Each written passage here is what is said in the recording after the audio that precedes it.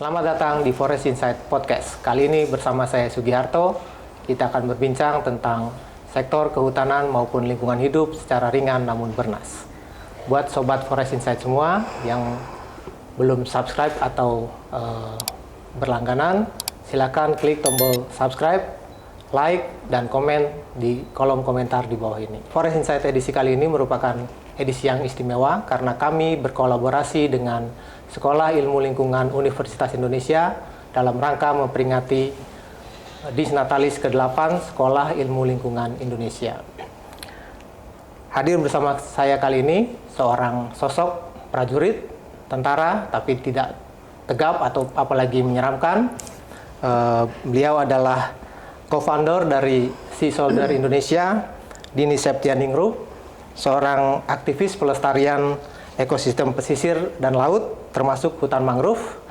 Kemudian ada mahasiswa S2 Ilmu Lingkungan, Sekolah Ilmu Lingkungan Universitas Indonesia, yang juga peserta program Green Leadership Indonesia Kementerian Lingkungan Hidup dan Kehutanan, Sandra Tarmuzi Wijaya. Apa kabar Kak Dini?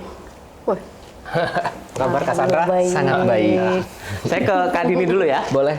Kak Dini, Ya, boleh diceritakan nggak Sea Soldier itu apa sih gitu loh? Ya. Terima kasih untuk semuanya ya pendengar. Nama saya Dini Septianingrum, saya pendiri dari Sea Soldier Foundation. Mungkin sedikit tentang Sea Soldier. Sea Soldier ini berdiri 10 tahun yang lalu. Itu awalnya hasil dari kegabutan saya. Ya gitu. Jadi karena dari tahun 2005 saya sudah mulai traveling keliling Indonesia. Saya sudah datangi 33 provinsi di seluruh Indonesia dan saya ambil benang merahnya pada waktu itu sekitar tahun 2013 ya atau 2014. Sepertinya banyak yang harus diperhatikan dari sisi pariwisata dan juga pelestarian lingkungan gitu. Karena setiap dikunjungin dulu itu Instagram itu baru awal-awal Pak. Jadi semuanya masih hobi selfie ya, hobi fotografi juga. Saya juga kontributor, jadi fotografer kontributor di sebuah majalah, dan yang ditampakkan itu kan hanya keindahannya gitu. Nah di situ seperti terpanggil lah hati ini tuh untuk lebih memperhatikan, karena setiap banyak sampah di daerah wisata gitu kan. Pada saat menyelam itu saya sama partner saya Nadine itu nemu popok ceritanya. Nah itu kan lucu gitu, kenapa bisa ada popok nyangkut di terumbu karang gitu kan, nyangkut di area mangrove yang pada saat itu saya sendiri nggak tahu mangrove itu apa dan tanamannya fungsinya itu apa terutama di Indonesia gitu kan. Nah di situ tergelitik untuk membuat akun Instagram pada saat itu namanya Sea Soldier Tentara Laut, karena sebetulnya itu filosofi dari fakta bahwa 80% sampah yang ada di laut itu asalnya dari darat gitu. Jadinya siapa sih harus jadi tadi kan tentara yang tidak serem ini gitu kan.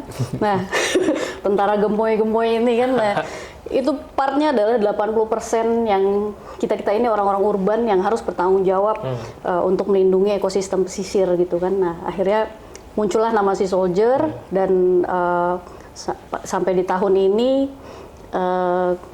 pada akhirnya yang tadinya hanya di sosial media itu banyak sekali tanggapan positif dari teman-teman di masyarakat lokal, karena kebetulan saya sering berkeliling gitu kan, jadi otomatis banyak mengenal teman-teman lokal yang juga ingin bergerak.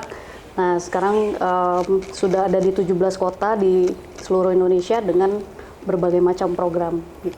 Nah, kalau ada orang pengen terlibat dalam kegiatan Sea Soldier nih gimana nih Kak? Ya, boleh sih sebenarnya, tidak membatasi ya, harus ada kriteria khusus, harus seperti apa. Dengan pada intinya adalah balik ke awal di mana waktu itu niat saya dan Nadine mendirikan Sea Soldier, yaitu ingin mengajak anak-anak muda gitu kan. Dulu kan saya masih muda nih, dulu saya nggak segini. Jadi semua harus tahu. Jadi dulu awalnya niat kami adalah ingin mengajak anak-anak muda untuk lebih peduli dengan lingkungan, dengan share activities ramah lingkungannya di sosial media ataupun di kehidupan sehari-hari, dan kuncinya adalah di self action. Karena tidak mungkin perubahan itu, kita pasti semua punya angan-angan lah ya, dengan perubahan yang besar, ingin mengubah ingin menjadi agent of change gitu kan sekarang bahasanya. Tapi bagaimanapun juga semua itu tidak akan tercapai kalau diri sendiri itu tidak ada komitmennya. Nah, jadi siapapun yang memang dengan berbagai macam latar belakang, dengan berbagai macam kesibukan, tapi sebenarnya semua bisa punya kontribusi gitu, yaitu dengan komitmen terhadap diri sendiri dan itu dilakukan setiap hari gitu. Jadi itu dulu, dengan melakukan itu dengan perubahan-perubahan kecil yang kita lakukan dengan konsisten gitu kan, karena mempertahankan itu jauh lebih sulit daripada membuat gitu kan. Nah, itu adalah sudah menjadi bagian dari si soldier. Nah, ketika memang punya pengetahuan lebih, waktu lebih dan ingin berkontribusi, silakan kontak si soldier aja. Boleh jadi tim di internal, kami berpusat di Jakarta atau di regional juga boleh, atau menjadi relawan lepas juga boleh gitu. Jadi banyak cara sebenarnya nggak hanya di si soldier aja sih, maksudnya banyak banget sekarang gerakan atau NGO ataupun apapun itu yang bergerak dengan pelestarian lingkungan atau sustainability yang bisa jadi wadah buat orang-orang semua untuk bergerak gitu. Kak, tadi sempat bicara soal kondisi mangrove kita yang sebenarnya mengkhawatirkan juga ya. Kalau secara umum tuh ngelihatnya bagaimana, seperti apa di lapangan tuh kalau mangrove kita? Di Indonesia ya? Di Indonesia. Satu sisi kita sebagai orang Indonesia itu harus bangga ya, karena memang 1/4 mangrove yang ada di dunia itu adanya di Indonesia gitu. Nah, di sisi lain cukup memprihatinkan sebetulnya, walaupun tidak seluruh hutan mangrove di Indonesia itu rusak, tapi sebagian besar memang harus diperhatikan. Justru faktanya itu sebenarnya karena banyak alih fungsi lahan. Nah, ini dari banyak sisi juga gitu, alih fungsi lahan ini dari ketidaktahuan masyarakat misalnya. Kalau dulu sebelum tahun 2005 ya bicaranya, sebelum tahun 2005 atau 2004 itu banyak area mangrove yang dijadikan tambak. Nah, itu kan dampaknya sebetulnya tidak langsung pada saat itu, tetapi bertahun-tahun kemudian, seperti yang terjadi di Muara Gembong nih contohnya. Itu di tahun 2005, kalau nggak salah 2006, itu abrasi besar-besaran sampai akhirnya menenggelamkan banyak desa. Nah, di situ sebenarnya titik saya pertama kali belajar tentang mangrove itu di Muara Gembong, itu tahun 2006. Karena memang terdampak langsung. Nah, di banyak titik, sekarang tingkat pengetahuan masyarakat secara general ya, mungkin sudah banyak sih sebenarnya yang menyadari gitu, dan banyak juga sekarang petani-petani mangrove yang diberdayakan oleh banyak pihak. Jadi sebenarnya saya nggak ngomongin si soldiernya aja, dan itu sangat bagus gitu kan. Nah, yang menjadi tantangan berikutnya yang sebetulnya adalah ya alih fungsi lahan itu, pembangunan itu sendiri. Nah, makanya kami make sure ingin mengajak masyarakat juga bahwa sebetulnya penanaman mangrove ini bukan hanya sebagai simbolis penanaman ataupun sekedar selebrasi, di mana kebetulan tanggal 26 besok kan Hari Mangrove Sedunia ya. Gitu. Jadikanlah ini poin bahwa kita juga harus mengenal kondisi hutan mangrove yang kita punya di Indonesia gitu. Pembangunan itu tentunya boleh gitu kan, pembangunan itu tidak salah gitu. Namun kita harus melihat dampak dari pembangunan yang dilakukan dan akan dilakukan gitu kan, karena jika bicara keberlanjutan, apakah itu sudah inklusif gitu untuk mereka, sedangkan yang di lapangan contohnya banyak petani-petani mangrove yang akhirnya sadar gitu kan, contohnya di Semarang misalnya gitu kan, itu yang tadinya itu tambak sekarang sudah jadi balik lagi ke area hutan mangrove semua gitu. Nah, tapi tantangannya adalah apa jaminannya buat mereka bahwa hutan mangrove itu tetap menjadi kawasan hutan mangrove, karena itu kan di luar kawasan konservasi ya, di luar kawasan hutan yang memang dilindungi ya. Apa jaminannya buat mereka gitu loh. Nah, mungkin itu yang menjadi next challenge atau advokasi bagi kami dan juga masyarakat dan juga siapapun itu untuk lebih memperhatikan hal tersebut agar ya nggak kemana-mana lagi mangrove-nya gitu. gitu sih. Ya, oke. Kak Sandra nih, coba sekarang dengan kita lihat kondisi seperti yang disampaikan Tadi oleh katanya nyantai, serius nih. Berbobot nih. disampaikan oleh Kak Dini seperti ini, kira-kira nih sebagai mahasiswa Sekolah Ilmu Lingkungan UI gitu ya, kemudian juga terlibat di program Green Leadership Indonesia di KLHK, kira-kira peran apa yang perlu dilakukan oleh generasi muda ya, mahasiswa gitu ya, untuk bisa membantu apa yang sudah disampaikan, kekhawatiran bahwa kondisi mangrove kita nih sekarang cukup sangat butuh perhatian gitu ya. Menurut Kak Sandra nih apa nih? Ya sebenarnya yang paling dasar sih kalau dari pemuda itu belajar dulu ya, karena hal-hal semacam ini tuh kalau dulu yang saya rasakan, sebenarnya saya baru inget tadi jelasin, baru inget ternyata dulu tuh Kak Nadine tuh pernah ngisi materi di kampus saya waktu di S1 Kehutanan di UGM, di Sisoldir itu, memperkenalkan itu, baru inget saya itu kalau nggak salah tahun 2017 atau 18 gitu waktu itu. Jadi memang sebenarnya pertama itu yang harus kita ketahui ya, mencari dulu kan, mengetahui dulu kan, karena jangan sampai explore di sosial media kita hanya, mohon maaf kayak hanya joget saja, oke lah itu entertain gitu kan, tapi sesekali ya juga perlu diisi dengan yang ada isinya gitu kan, menambah wawasan gitu. Itu yang pertama. Jadi dan kekuatan anak sekarang kan memang keahlian mencari informasi kan sebenarnya, dan juga menyebarkan informasi kan sebenarnya. Bahkan tadi gerakannya juga awalnya dari Instagram gitu kan. Jadi sebenarnya hal yang sama tuh bisa dilakukan sih sebagai pemuda. Dan yang kedua bisa mengikuti pelatihan yang seperti saya lakukan ya, ikuti misalkan di luar, misalkan ada GLI atau pelatihan yang lain, itu silahkan diikuti gitu kan. Atau kalau mau memang fokus ya sekalian belajar di situ juga. Karena saya awalnya dulu ketertarikan dengan lingkungan tuh kan di organisasi pecinta alam waktu SMA. Akhirnya kuliah sekalian lah ambil kehutanan, kemudian sempat kerja. Terus pengen menambah perspektif lebih luas nih, gak cuman hutan aja gitu kan, pengen akhirnya masuk ilmu lingkungan kayak gitu. Jadi ya kita belajar dulu gitu kan, istilahnya kita mendengarkan dulu, kita membaca dulu, kemudian baru kita sampaikan apa yang kita punya.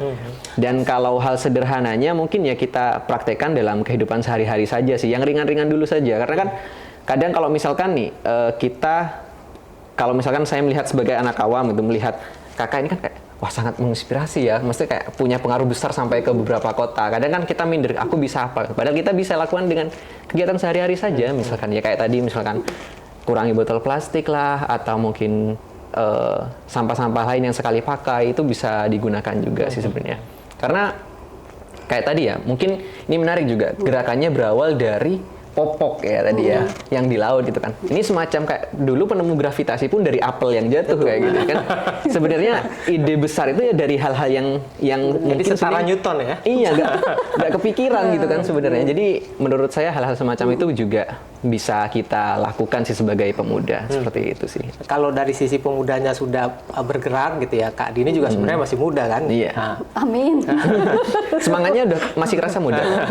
dibanding saya misalnya kan. Nah, tapi kan nggak bisa sekedar pemuda aja, kita butuh kolaborasi gitu ya, sesuai dengan tema semangat Disnatalis Sekolah Ilmu Lingkungan UI ini, bahwa kita butuh kolaborasi. Nah, Kak Sandra melihatnya seperti apa kolaborasi yang harus dibangun antara misalnya generasi muda, kemudian pemerintah, termasuk dengan NGO, misalnya seperti apa yang kira-kira yang kedepannya yang... Nah ini mungkin yang sering dialami Gen Z ya sekarang gitu kan, dimana kita itu yang Gen Z diprotes oleh milenial atau sebelumnya kayak generasi yang begini gitu.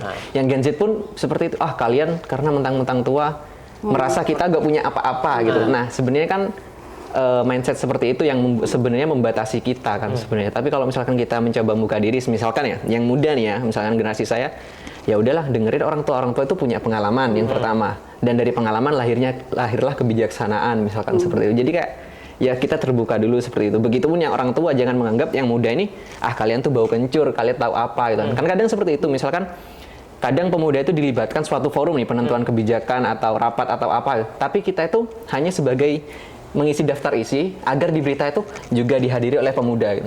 Tapi sebenarnya keputusan sudah dibuat sebelum forum itu ada. Oleh generasi boomer malah. Nah, misalkan seperti itu. Padahal misalkan mangrove itu kan kadang yang sering kali kita lihat sebagai pariwisata ya. Ekowisata misalkan seperti itu. Dan kebanyakan pasarnya adalah justru kan yang muda-muda kan. Entah itu ya mungkin pacaran kayak atau mungkin pendidikan kayak atau apa gitu kan. Nah, kadang pasar itu justru tidak didengarkan apa kemauan pasar seperti itu. Misalkan salah satu contohnya ada tempat wisata viral nih, terus dibuatlah bangunan bentuk love gitu Love, kan. ya. Itu kan Nggak tahun masuk. sekian Iya. gitu. Sekarang anak sekarang ya malah nggak suka ada kayak gitu, ini malah ngerusak kemudian. Nah, hal-hal semacam itu kan yang perlu kita kembangkan ya komunikasinya, dan itu sebenarnya bisa melalui berbagai forum, tidak hanya di dalam kampus atau mungkin oleh instansi pemerintah, enggak, tapi ya kayak misalkan teman-teman, kalau sekarang kan juga sudah ada acara-acara yang sifatnya semua orang bisa bikin YouTube gitu, Iya. semua orang bisa bikin podcast gitu kan. Ya kita bikin aja ringan-ringan dengan teman-teman, itu nggak masalah sih sebenarnya. Jadi kayak bisa dari berbagai sumber dan berbagai cara yang Oke. menarik. Tadi sudah dibicarakan tentang platform digital ya. Ya. Nah, jadi memang penting ya bahwa platform digital ini seperti Instagram, ini kan startnya juga dari Instagram. Kemudian tadi Cassandra bicara soal mungkin YouTube, TikTok gitu. Nah, Ya. ke depan bagaimana mengoptimalisasi ini nih kalau menurut Cassandra nih? Ya, Platform digital ini untuk memanfaatkan campaign pelestarian lingkungan mangrove gitu. Sebenarnya kan tiap platform tuh kan punya ciri khasnya masing-masing ya. Misalkan kayak YouTube video panjang gitu kan, TikTok ya yang ringkas, dan atau bahkan mungkin kalau teman-teman baca itu ada Quora yang lebih bertanya dan menjawab, dan bahkan isinya biasanya lebih menuangkan emosional dan segala macamnya, berbeda dengan Twitter yang sedikit lucu dan punya ciri khas masing-masing. Sebenarnya kalau menurut saya silahkan buat image yang berbeda di setiap platform itu nggak masalah. Yang penting apa yang kita suarakan itu ada isinya gitu. Tidak hanya misalkan di Instagram teman-teman foto tapi yang misalkan alam gitu, hanya foto. Kemudian ternyata punya YouTube bikin konten apa, itu sebenarnya silakan dioptimalkan saja sih sebenarnya. Jadi tidak harus misalkan di Instagram saya kelihatannya sebagai anak motor gitu. Yeah. Di TikTok terlihat sebagai seorang yang pecinta lingkungan. Nah, seakan-akan saya ini ada dua orang berbeda. Ya sebenarnya pasarnya pun juga berbeda gitu.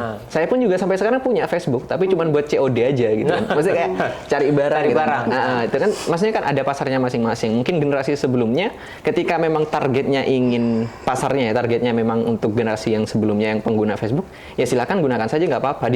Oleh generasi yang sama dibilang norak, ya itu urusan belakang, karena itu kan masalah pasar aja sih sebenarnya, kayak gitu sih menurut saya. Oke, kalau menurut Kak Dini, pemanfaatan teknologi digital tuh seperti apa tuh? Sebenarnya memang kalau bicara tech savvy mungkin Gen Z lebih lebih savvy gitu. Kecuali kalau saya kan milenial yang pada akhirnya dituntut untuk harus terus ngikutin perkembangan zaman gitu, dan itu wajib hukumnya gitu, karena gimana pun juga kami pun tidak menutup nggak bikin barrier gitu dengan Gen Z, dan itu harus kebuka karena gimana pun juga mereka terbiasa dengan segala hal yang cepat, informasi yang cepat, digitalisasi yang cepat gitu. Sebenarnya kalau ngomongin digital itu kan sebenarnya bukan hanya sosmednya aja gitu. Sosmed itu hanya bagiannya kan. Nah, di situ kami memang awalnya dari sosial media, otomatis sekarang walaupun agak kelimpungan karena sekarang udah ada TikTok, ada Threads, YouTube Shorts gitu kan, dimana dulu nggak ada gitu. Dulu aku berawal dari Instagram doang gitu kan. Nah, tapi itu kita ikutin, tapi yang mengisi ruang-ruang untuk mengoperasionalkan itu dari Gen Z gitu. Jadi aku hanya sekedar tahu aja, saya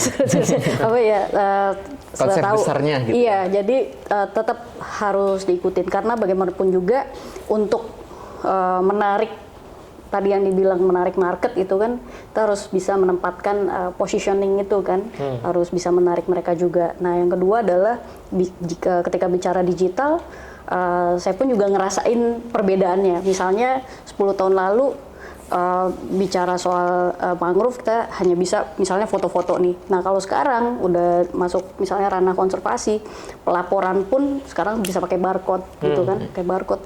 Teman-teman bisa scan, langsung bisa lihat gitu kan. Bisa pakai drone juga, dulu belum ada drone, jadi masih fotografernya masih manjat dan foto gitu. Jadi di situ perbedaannya, dan itu wajib diikutin. Dan untuk apalagi sekarang nih yang baru-baru adalah AI, artificial intelligence itu. Nah, dari semua hal positif yang dengan dinamikanya si teknologi ini, yang harus dipertahankan sebenarnya, yang harus sejalan adalah bagaimana kenyataan di lapangannya itu juga harus sejalan gitu. Makanya kalau kami di Sea Soldier kan kita ada pondok pemuda juga nih ceritanya. Jadi pondok pemuda itu kelas-kelas untuk pembelajaran buat teman-teman, terutama Gen Z ya yang sekarang, untuk bisa belajar tentang sustainability, climate action, teknologi, dan ada satu kelas namanya social media integrity gitu. Jadi di situ bisa teman-teman boleh tech savvy, digital savvy, terus kayak Instagram, TikTok dan lain-lainnya dengan followers banyak, jadi influencer gitu kan buat diri sendiri, buat organisasinya. Tapi kenyataan di lapangannya jangan lupa gitu loh, karena gimana pun juga ceritanya harus berimbang dan perilakunya pun harus berimbang juga gitu. Kadang kan ya ikutan nih beach clean up atau nanam mangrove, satu foto, video bisa dipakai setahun ke depan gitu kan, yang ditanam kita nggak tahu, bisa jadi udah mati segala macam. Nah itu kan secara di sosial media itu kan nggak salah kan, silakan aja buat gaining followers, tapi ketika berbicara etika dan integrity, nah itu yang harus diimbangi, dan itu yang kami terus ini sih terutama buat teman-teman Gen Z ya, dimana kalian melek teknologi, tetapi kayak tadi pembelajaran di lapangannya juga harus berimbang. Jadi semua harus diambil positifnya sih, walaupun pastilah ada yang minusnya. namanya pasti ada minus-minusnya juga. Kita gitu. bicara tadi di lapangan. Di lapangan kan tadi Mbak Kak Dini sudah kasih contoh bagaimana masyarakat mengubah tambak kemudian jadi mangrove kembali ya. Artinya ada nilai-nilai kearifan lokal yang sebelumnya mungkin terlupakan gitu kan, kemudian kembali diingatkan sampai kemudian masyarakatnya kembali mau melakukan rehabilitasi mangrove. Nah, dalam konteks ini seberapa penting kearifan lokal itu dalam konservasi mangrove, Kak? Justru itu jadi tolok ukur yang paling utama ya gitu, karena yang namanya perubahan itu nggak ada yang enak lah, maksudnya segala macam perubahan itu pasti akan memberikan dampak gitu kan. Nah, memang kalau ngomong, ya udah tambak nih, diubah lagi jadi mangrove, itu gampang. Tetapi ketika dihadapi dengan kenyataan di lapangan, itu dampaknya itu banyak banget, secara sosial dan ekonomi terutama. Kalau itu tambak ditutup, mereka jualan apa? Gitu. Ada nggak opsi lain? Gitu. Makanya sebenarnya kami pun kan juga bukan organisasi yang besar banget dan bisa melakukan law enforcement ya.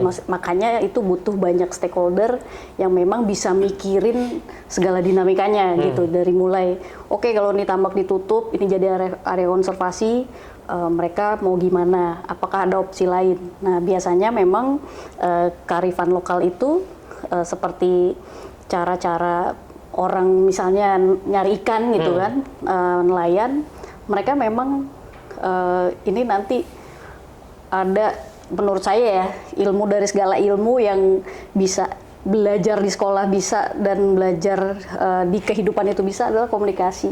Gimana kita semua bisa mengkomunikasikan hal-hal baik yang nggak bisa mereka rasakan sekarang gitu. Kesulitannya memang tantangannya di situ, karena misalnya ada yang dialih fungsikan jadi area konservasi lagi, itu pasti rusuh, pasti ada konflik dimanapun.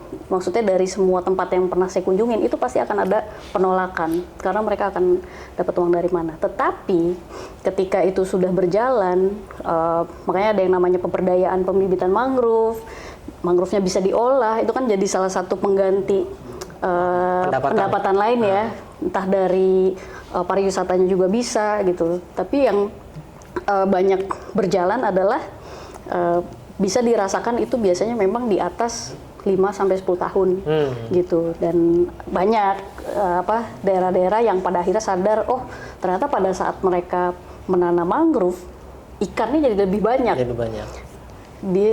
Nelayan nyari ikannya nggak sejauh gitu, karena memang kan mangrove ini tempat biota ini untuk berkembang biak kan. Udang, kalau di daerah Jakarta, Tangerang banyak pasti bandeng gitu kan. Nah, itu akhirnya sudah ada juga banyak yang merasakan hal itu. Terus banyak kalau di Muara Gombong sekarang banyak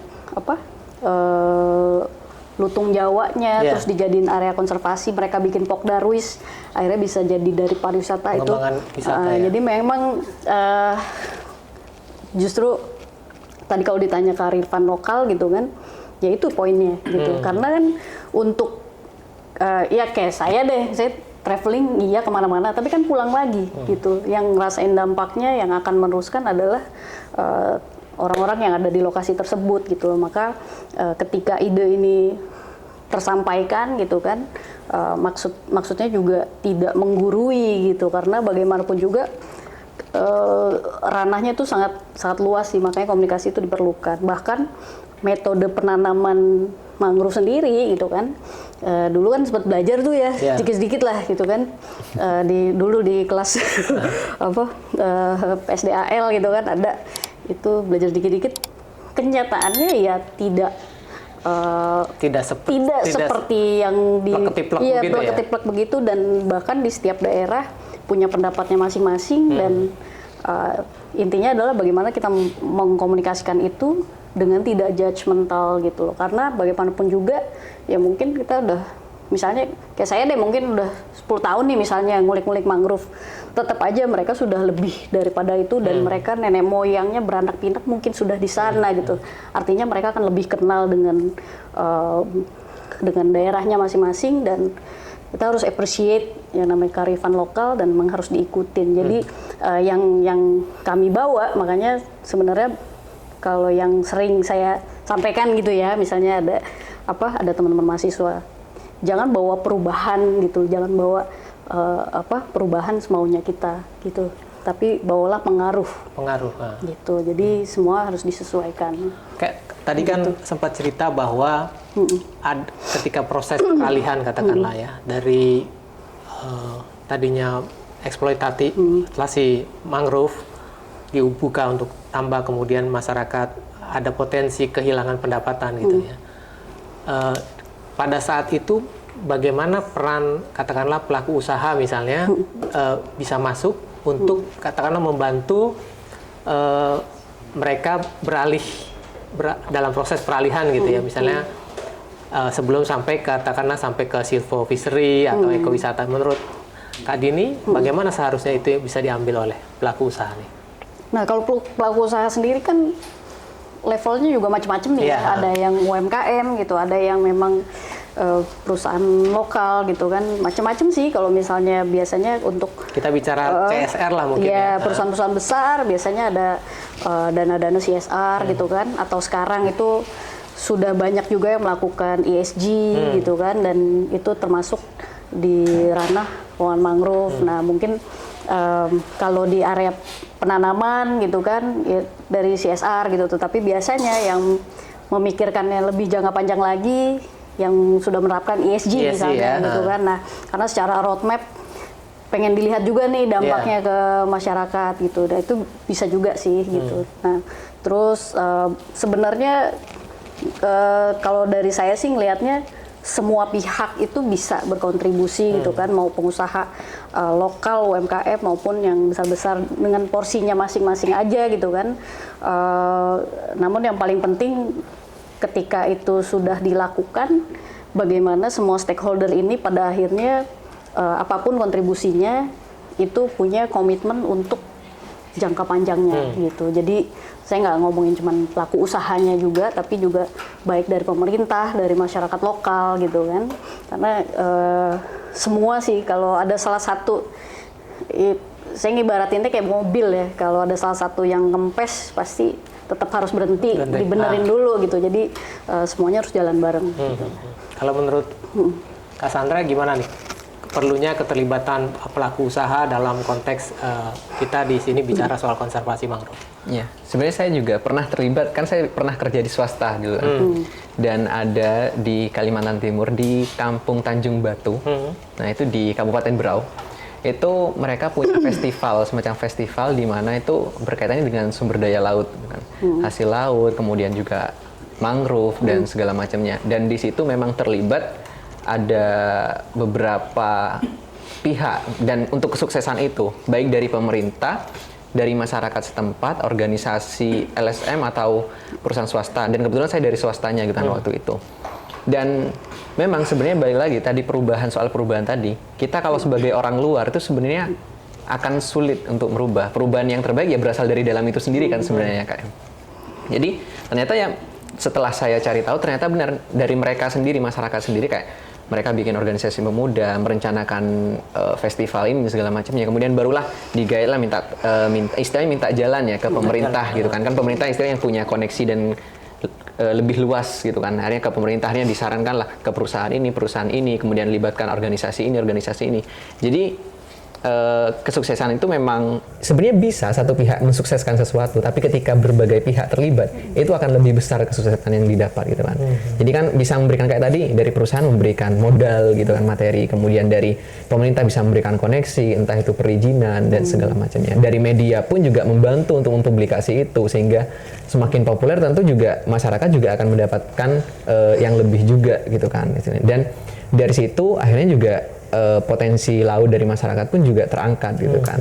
Akhirnya masyarakat kan di situ juga masyarakat mayoritas nelayan kan. Akhirnya juga punya semangat baru untuk istilahnya nelayan tuh nggak cuma sekedar berangkat pulang bawa ikan ngasih makan istri nggak, tapi berangkat oh ini nanti kita ada festival nih, memikirkan. Dan akhirnya punya perkembangan gitu kan. Dan akhirnya kayak gimana nih kalau misalkan produk ini kita kembangkan jadi apa? Misalkan tadi mangrove jadi keripik atau apa, ya kan? Akhirnya kreativitas itu mulai terbentuk gitu kan. Akhirnya jadi sesuatu yang mungkin awalnya tidak direncanakan karena mungkin ada efek tepinya ya, efek sampingnya dari itu, ya kan juga ikut berkembang seperti itu. Ya, saya pikir karena konservasi mangrove ini memang perlu sangat kita upayakan gitu ya dalam konteks saat ini kita menghadapi ancaman perubahan iklim begitu ya Kak ya. Nah, dalam aksi iklim kita menurut Kak Dini seberapa besar nih peran mangrove nih kalau menurut Kak Dini ya, apalagi sebagai lulusan sekolah ilmu lingkungan UI ya. Ini tes nih. Kalau ini sudah punya gelar. Sudah punya gelar. Ini ruangan saya dimarahin Pak Budi nih.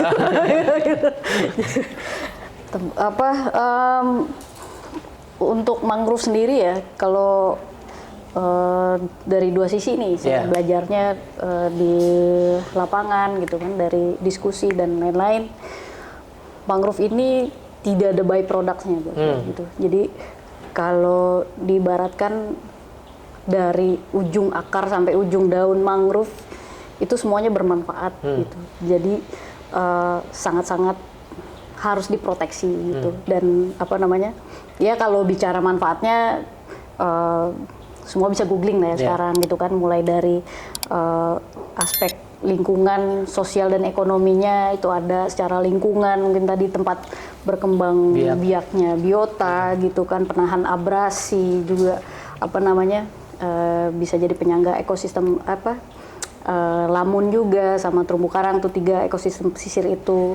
Nah, terus untuk sisi ekonominya bisa dari tadi olahan, banyak sekarang inovasi atau olahan dari mangrove, dan itu semua bisa diolah dari mulai daunnya, sebenarnya dari batangnya itu bisa diolah gitu kan. Nah, dari sisi lingkungannya juga mungkin banyak juga kan yang sudah membuktikan bahwa daya serap karbon mangrove itu mungkin 4-7 kali lipat lebih powerful gitu kan. Nah, dari hutan darat gitu loh. Nah, ini kan artinya aksinya itu harus lebih perhatian lagi. Yang notabene di sepanjang kalau ngomongin Pulau Jawa ya, mangrove itu banyak di pantai utara, pesisir utara, di sepanjang pesisir utara itu panjang sekali sampai ke Indonesia Timur pun ada gitu kan. Nah, itu yang harus jadi perhatian karena memang Indonesia ini